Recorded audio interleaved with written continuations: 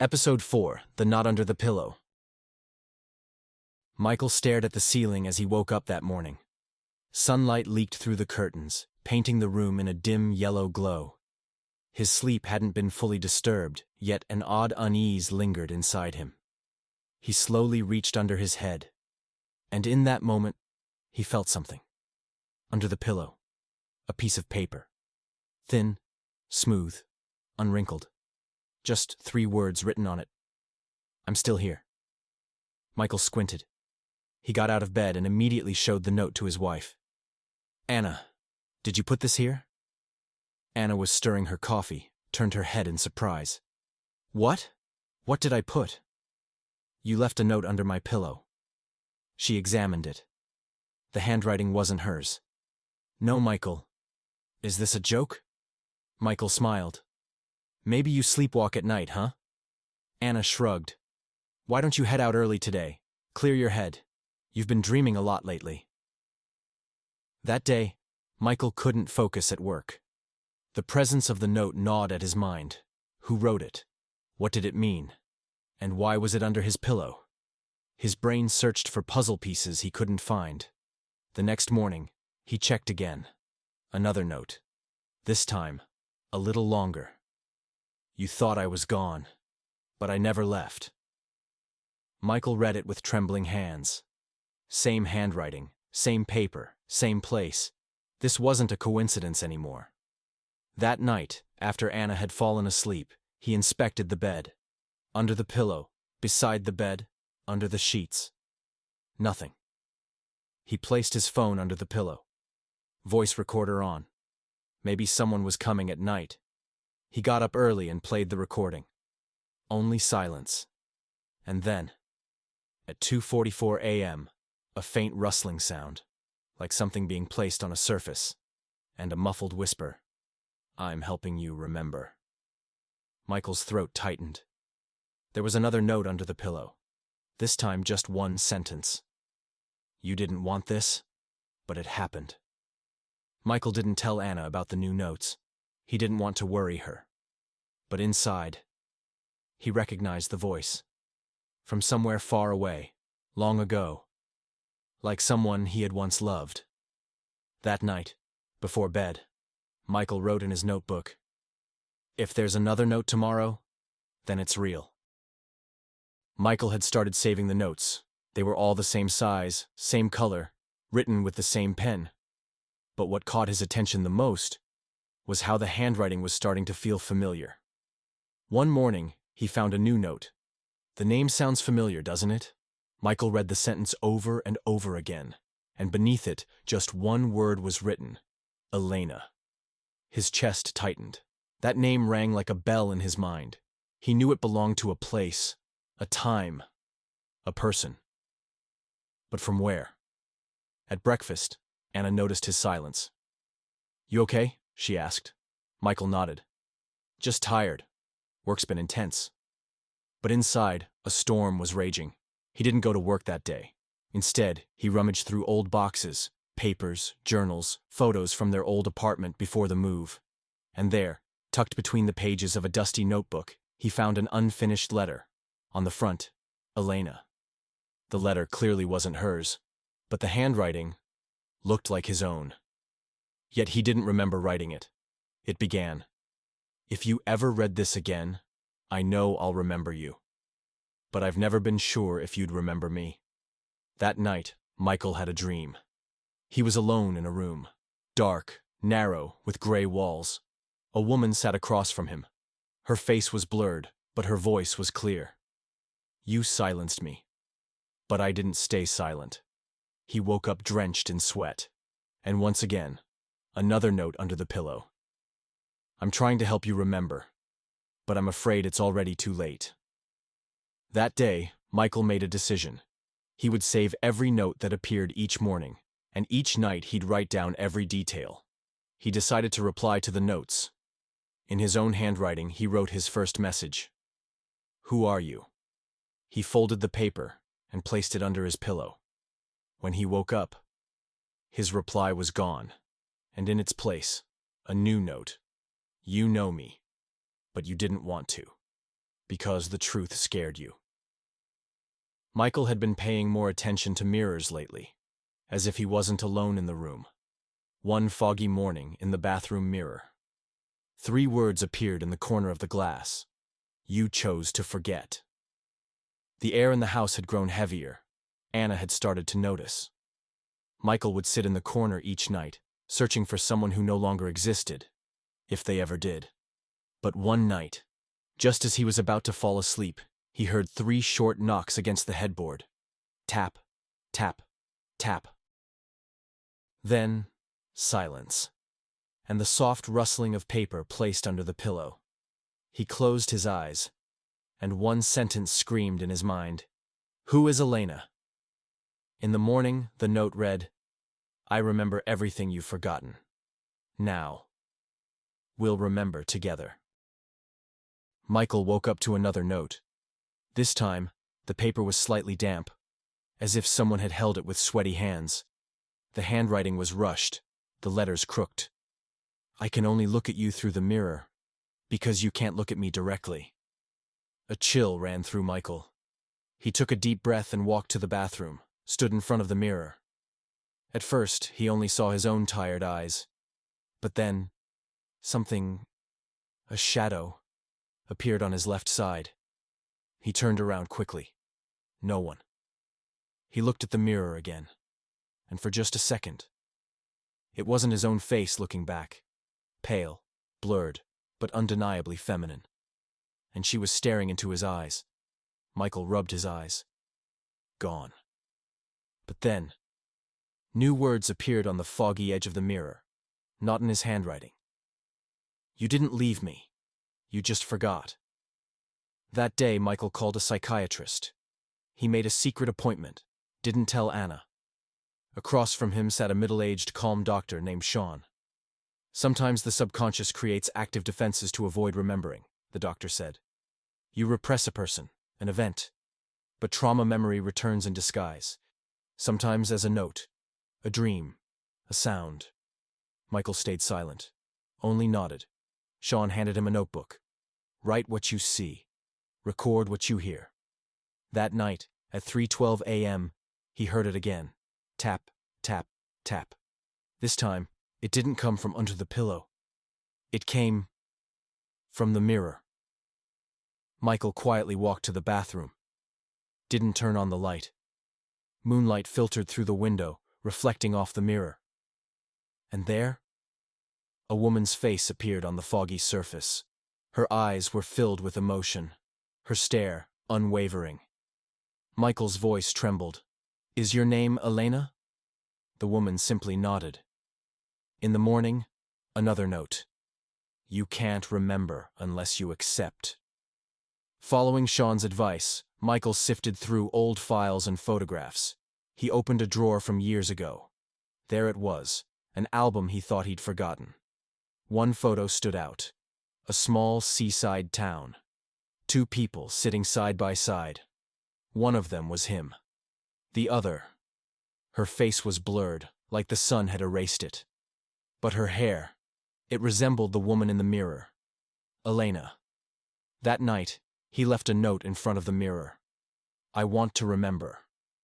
In the morning, the reply was under the pillow. Then let me begin. When Michael woke up that morning, there was another note under his pillow. You didn't open that door, because you already knew what was behind it. This time the words carried a darker implication, and somehow Michael did know what it meant. But he wouldn't admit it to himself. The house was silent. Anna had left early for work. Michael was alone, or so it seemed. It felt like someone else was there. He walked into the living room. For the past few days, he had felt strange in this room. The bookshelf in the corner, it looked slightly moved. A small, almost imperceptible shift. But Michael noticed. He pulled the shelf away. Behind it, a pale gray wall. But something was off. An outline, faint but visible, like the contour of a hidden door. And in the center, a keyhole. A chill passed through him. He thought he had decorated every part of this house with his own hands. There had never been a door here. Ever. There was no key. But a soft draft came from beneath the frame. It carried a scent, like the air of a forgotten room, the breath of an abandoned memory. Michael stepped back. He ran his fingers over the top of the hidden door. And in the dust, he saw something etched. A letter. E. Scratched as if by a fingernail. He felt compelled to return to the mirror. He walked to the bathroom. And this time, he wrote on the mirror himself. What happens if I open the door? That night, there was no answer on the glass. But around dawn, in a half-asleep state, he heard a voice. A whisper. A woman's voice. Repeating the same sentence. If you open the door, you will remember me. But then, you'll have to forgive yourself. In the morning, a new note awaited under his pillow. But this time, there were no words. Only a simple drawing, a closed door. Beneath it, handwritten in small cursive, the room of the unremembered. Michael carried that phrase with him all day. He searched the internet, texted his psychiatrist. No reply. It was as if everyone had suddenly grown distant. That evening, Michael sat in front of the hidden door behind the bookshelf. He closed his eyes, and the first things that came back. A woman's voice mingled with music.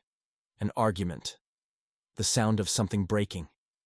Then, deep, suffocating silence. Suddenly, from inside the door, a faint tapping sound. Tap, tap, tap. Michael jumped up, pressed himself against the door, and heard only a whisper. I'm still here. Michael woke up to the same dream again. He opens the door, but the room is pitch black. A voice whispers from inside. I was there.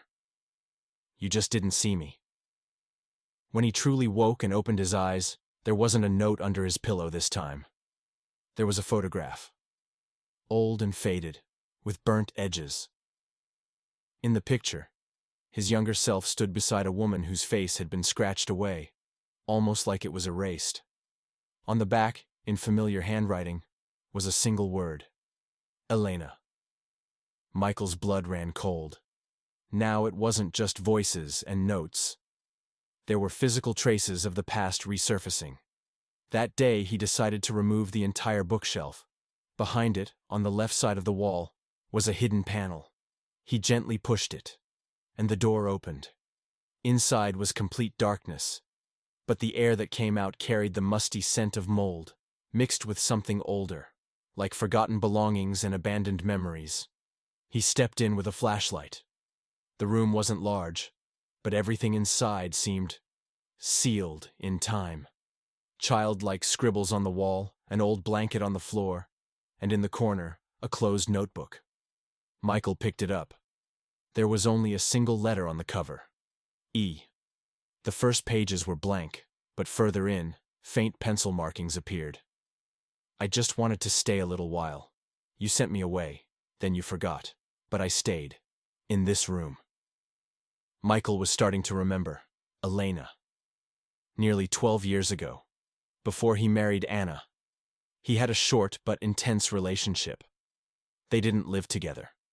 But for a while, Elena had stayed in this house. Back then, Michael was battling depression. Elena was running from her own past. One night they argued. And the next day, Elena disappeared. No message. No goodbye. Michael had chosen to forget. Because not long after, he met Anna. Life got orderly. But now, Elena had lived in this house. She'd stayed in that hidden room. And Michael had buried the truth deep inside. That night he stared into the mirror for a long time. For the first time, without fear. He whispered, Elena, can you forgive me? A foggy sentence appeared on the mirror. I never blamed you, but you never forgave yourself. The next morning, a final note waited under his pillow. The room is empty now. I'm leaving. But you remember now. Michael looked into the mirror again.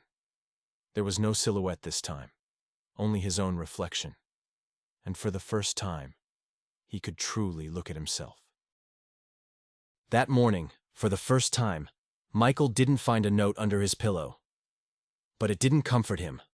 On the contrary, an unexplainable unease crept over him. Because silence can sometimes be the loudest thing of all. Elena was gone. But something still remained in the house. And now it wasn't just seeping into notes, it was creeping into the space itself. After discovering the hidden room, Michael had felt calmer for a while. He had faced the past, yes. But the past isn't always a straight line. Sometimes it has layers. It may be covered. But beneath, it still rots. One night, a sound from the water pipe startled him.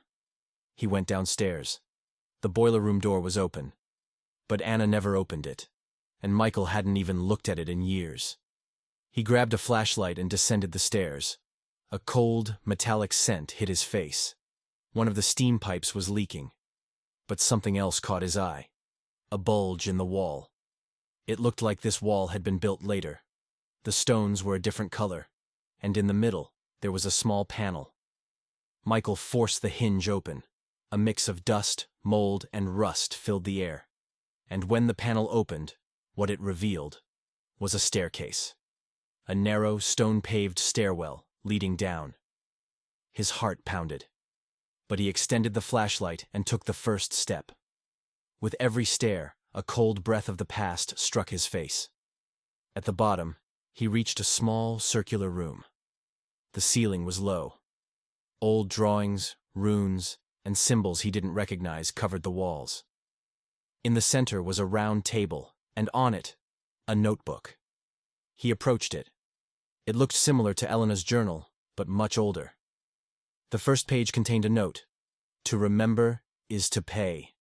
Each act of forgetting lays a brick, and some of the walls built in this house were made of words.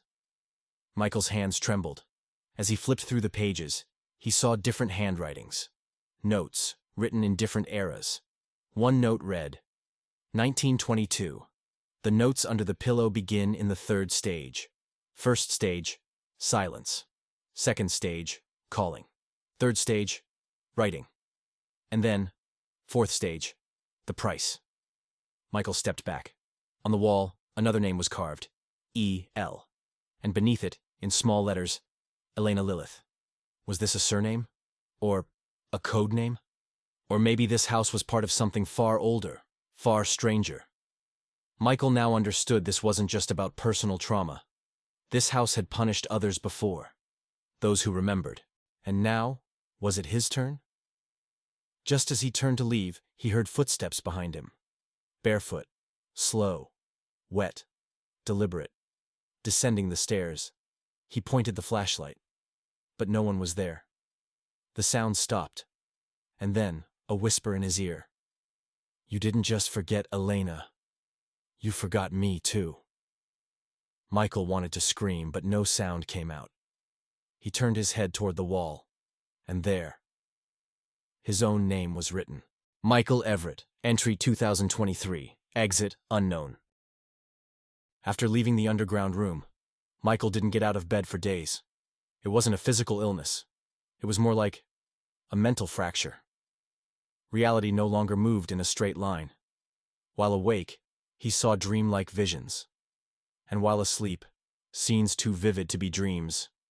Every morning he checked under his pillow. But there were no more notes. No more photographs. And yet, something felt missing. Something. A name, maybe. Lingering like an unfinished sentence within him.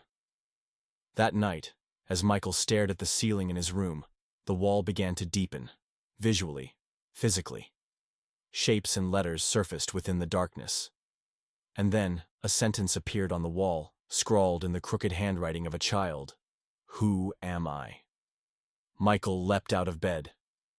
In that moment, he couldn't tell where he was, or what year he was in. He stumbled to the bathroom and looked into the mirror. His own face was unfamiliar. And within the steam, a new message formed. Who were you to forget me? That night, Michael understood something deeper. Elena wasn't just a memory. She was just one of many forgotten, buried, and left behind within that house. And that underground room. It wasn't just a space for Elena. It was a passage to all things forgotten. The next day, Michael went to the local archives to research the house's original records. He discovered it had been built in 1908, but the first owner had been recently discharged from a psychiatric hospital. Initials only, E.L. No full name listed. And there was more. In the 1940s, the house had temporarily served as a mental health clinic. Patients had received therapy within its walls. Michael's skin crawled. This wasn't just a home. It was a place where people left their burdens. A place where what was repressed gathered. That night, he dreamed of the house as it once was. Hallways filled with nurses in white coats, crying patients. And in one room, a woman chained to the wall. She had no face, but her whisper was clear. You didn't create me, Michael. But it was your forgetting that kept me here. In the morning, Michael found an old stuffed bear under his pillow. Its nose was torn off, one eye missing. Tucked inside was a small piece of paper. The handwriting was familiar. One thing remains. If you remember, it will end. But does everyone really want to know everything? Michael sat up in bed, took a deep breath. And in that moment, he realized the house was no longer silent. But this silence wasn't frightening. It was a waiting kind of silence. The silence of a story, waiting for its last page to be turned. That morning, Michael found one last note under his pillow. A small, worn, yellowed piece of paper. But this time, it had only one sentence. Go down. And don't close the door. Michael knew exactly what it meant. There was only one place in the house that remained unopened, unconfronted. The underground passage. He grabbed his flashlight, but this time the darkness didn't frighten him. It didn't feel like fear anymore. More like a calling. As if everything he had repressed over the years was now demanding its own justice. He descended the stairs slowly. The walls were the same. But the air, it was different. This time, when he entered the room, everything was in place. Except the notebook. It was gone. In its place stood a small child's chair. And on it, a toy. The same teddy bear. But this time, it was flawless. Its nose intact, both eyes in place, as if it were new. In the bear's lap was a photo of young Michael. His own childhood face, eyes wide. Michael's eyes filled with tears. He didn't remember that photo. But clearly, someone had kept it. For years. Just then, a crack appeared in the stone wall. The wall split in two on its own. A dim light leaked from within, and a voice echoed out. Come, let's remember you. From the beginning. Michael stepped inside. It was a child's room. Old wallpaper, a cracked window, and in the corner a small bed. Someone was in it. Michael approached slowly, and saw himself, or rather, his 8-year-old self. The child was awake, but his eyes were blank. In his hands, he held a notebook. Michael knelt down, looked at the pages. Every single note that had been left under his pillow over the years. They were all there. But beneath each one, a signature. M.E. Jr. Michael Everett Jr. Michael froze. The notes. They weren't from Elena, or the house. They were from his own childhood, the part of himself he had buried, the child he had forced into silence to survive. Suddenly the room trembled. The child Michael spoke. You silenced me. You shut me away. Because you wanted to protect yourself. But now you've grown. Now it's your turn. If you don't remember me, I will stay here forever. Michael fell to his knees. Tears welled in his eyes. He placed his hands gently on the boy's shoulders. Forgive me. I was just a child, too. I was alone. I didn't know what else to do. I tried to survive by forgetting you. For the first time, the child raised his head and cried. For the first time, two Michaels, past and present, united in the same tier. The symbols on the walls faded. As the room slowly dissolved, a final voice echoed. Every remembrance is a release. Every confrontation, a ceremony. When forgetting ends, truth begins. Michael opened his eyes in the living room. There was no underground room, no stairs, no toy. But in his hands, a notebook, filled with every note, all written in his own handwriting, except for one last page, left blank. He picked up a pen and wrote, "I forgot because I couldn't bear it. But I remembered because I'm no longer alone."